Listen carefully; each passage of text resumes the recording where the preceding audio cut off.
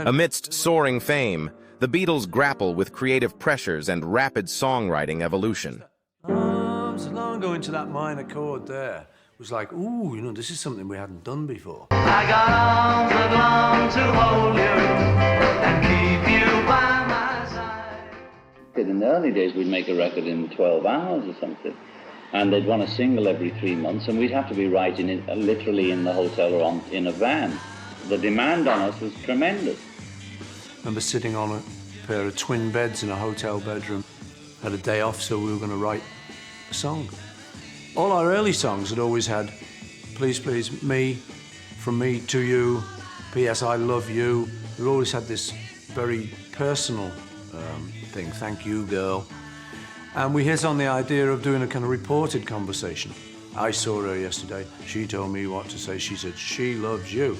So it just gave us another little dimension, really. Just meant that the song then was something different from what we and other people had written before. She loves you, yeah, yeah, yeah.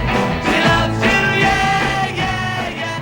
With a love like that. I have it from a reliable source that 500,000 advance orders have been made for the Beatles' latest single release, She Loves You. It looks as though it could well be 3 number ones in a row for the Liverpool boys. And it was great, you know, we were kings, and we all, you know, just at the prime, and we all used to just go around London in our cars and meet each other and talk about music with the Animals, and Eric and all that. And we were very close to the Stones. We were always kind of, you know, a little nervous before each step we went up the ladder. We were a little nervous, but we always had that confidence.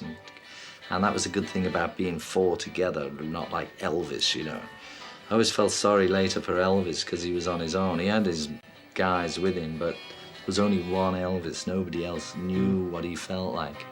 But for us, we all shared the experience. You were treated differently, and you had to get used to that then. Then you know, you found yourself in a weird land because of all these people you'd grown up and lived with.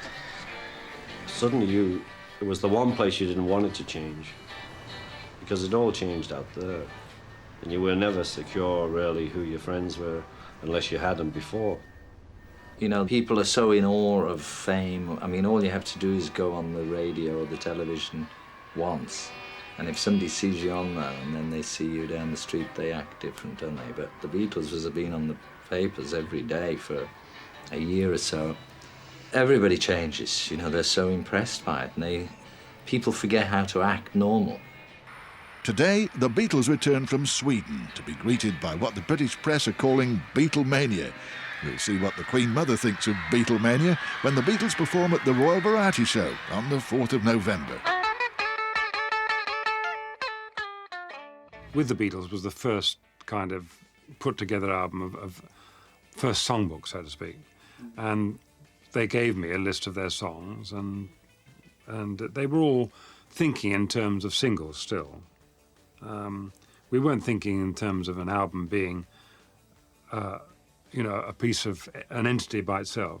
It was a collection of songs, and all we did was to record singles, and the ones that weren't too good, we wouldn't issue as singles. We put them on an album, which is what with the Beatles. The Beatles' second LP, With the Beatles, has broken the record for advance sales of an LP. With the Beatles has an advance of 250,000. The record was previously held by Elvis Presley's Blue Hawaii.